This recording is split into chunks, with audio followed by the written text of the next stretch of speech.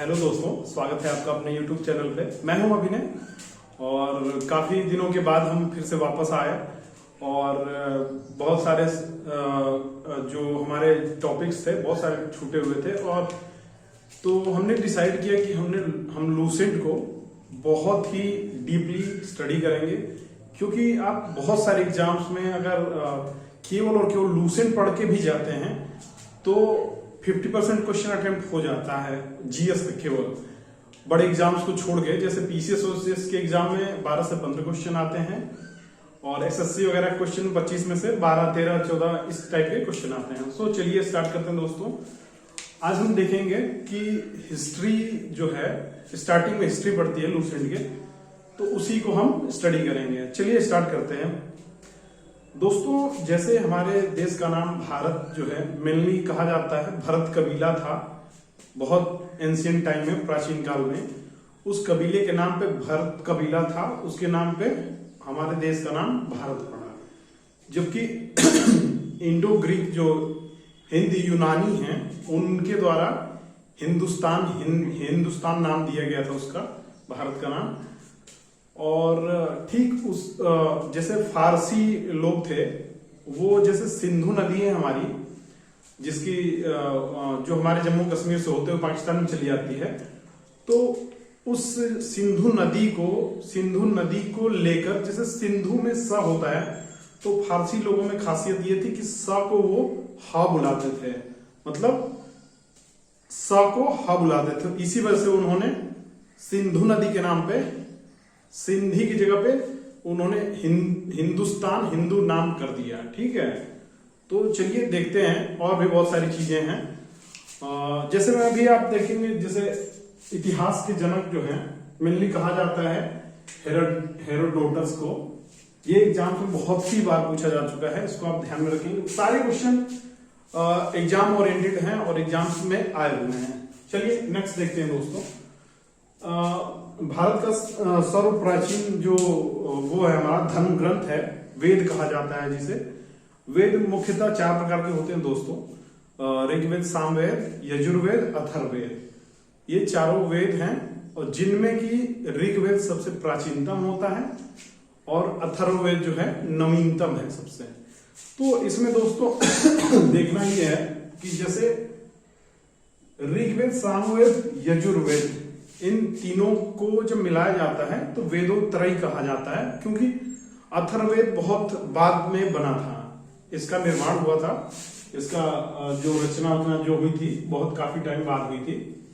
तो बेसिकली दोस्तों सामवेद जो है, सामवेद में हम संगीत वगैरह के बारे में देखेंगे। यजुर्वेद में दोस्तों हम यज्ञ वगैरह और जो बलि वगैरह जो नहीं होती थी प्राचीन टाइम में, बलि वगैरह दी जाती थी, वो सब सारी चीजें आती हैं। और लास्ट का जो अथर्ववेद है, सबसे नवीनतम जो वेद है अथर्ववेद।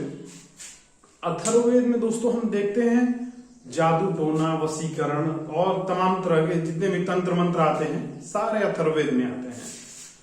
तो चलिए अब कुछ देखते हैं।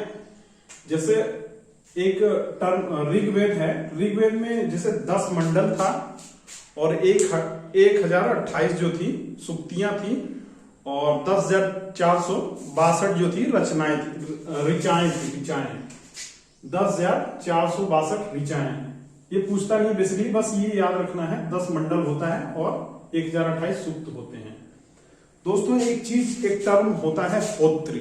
होत्री जैसे एग्जाम में पूछा जाता है कि होत्री क्या होता है।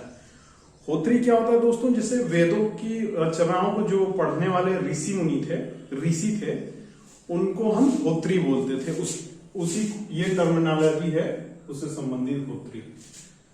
नेक्स्ट इसमें जैसे 10 मंडल है दोस्तों, इसमें 3 इंपॉर्टेंट महत्वपूर्ण, बहुत ही ज्यादा महत्वपूर्ण जो है मंडल आते हैं। तीसरा जो मंडल है वो बहुत ही ज्यादा महत्वपूर्ण है दोस्तों। जैसे कि इसमें आता है विश्वामित्र द्वारा रचित जो सूर्य को समर्पित जो मंत्र है, जो गायत्री मंत्र का जो लोग अक्सर गाते रहते हैं, वो करते हैं, स्मरण करते हैं, तो ये जो है तीसरे मंडल में आता है। नेक्स्ट है दोस्तों नौवां मंडल। ये जो है नौवां मंडल जो है वो सोमदेव को समर्पित है, सोमदेव को समर्पित है। और ये केवल और केवल ऐसे ही पूछता है कि तीसरा मंडल किससे संबंधित है और 10वां मंडल 9वां मंडल किससे संबंधित है। चलिए नेक्स्ट देखते हैं दोस्तों। नेक्स्ट है हमारा 10वां मंडल। ये बहुत ही ज्यादा महत्वपूर्ण है।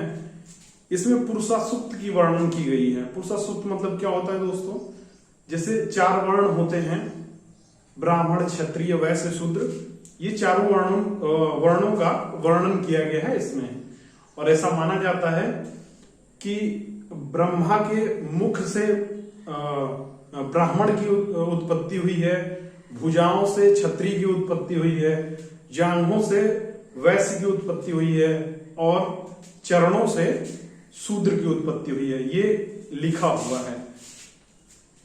नेक्स्ट देखते हैं दोस्तों, एक टर्म है अघन्य।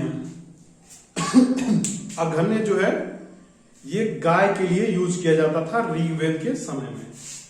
ये पूछा जाता ये गाय के लिए यूज होता है, गाय के लिए, इसको ध्यान में रखेंगे आप। बेसिकली दोस्तों उपनिषदों की संख्या 108 होती है और वेदांत जो है हमारे 6 होते हैं और पुराण 18 होते हैं। तो दोस्तों जैसे उपनिषद है ये पूछा हुआ है एग्जाम में, संख्या ऐसे ही पूछ दी जाती है क्योंकि लूसेंट से ये 1 लाइनर ही क्वेश्चन आते हैं। तो दोस्तों जैसे बहुत सारे इसमें पुराण भी हैं। और ये नेक्स्ट देखते हैं हम, जातक एवं अंगुत्तर निकाय। ये जो है जातक एवं अंगुत्तर निकाय जो है ये बौद्ध धर्म की कहानी है, इनमें वर्णन की गई है।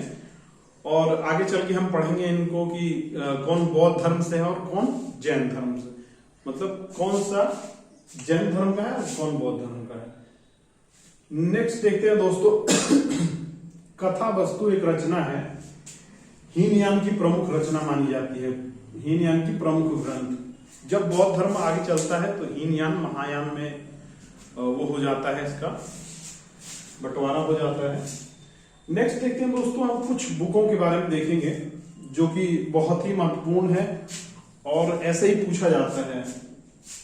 अर्थशास्त्र जो है विष्णुगुप्त चाणक्य के द्वारा लिखा गया था, जिनको कौटिल्य भी कहा जाता है और खड़दंत भी कहा जाता है। ऐसा माना जाता है, लिखा हुआ है इतिहास में कि एक बार चाणक्य को उसके दांत में दर्द होता है बहुत ज्यादा और वो गुस्से में आके उसने अपने दांत को तोड़ दिया था, तब से उसका नाम खड़दंत पड़ गया था।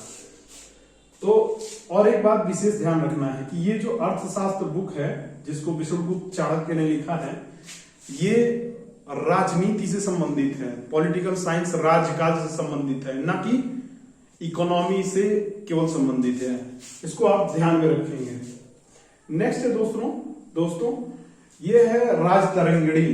राजतरंगिणी एक बुक है जिसमें कश्मीर के इतिहास के बारे में वर्णन किया गया है और ये कल्हण के द्वारा लिखा गया है। ये कई बार पूछा जा चुका है दोस्तों, इसको आप ध्यान में रखेंगे। और अष्टाध्यायी जो है ये पाणिनि द्वारा लिखित एक बुक है जिसमें व्याकरण के बारे में वर्णन किया गया है। बेसिकली ये व्याकरण की बुक है, ग्रामर की है। और एक और बुक है फेमस, गार्गी संहिता। गार्गी संहिता जो है कात्यायन के द्वारा रचना की गई है इसकी।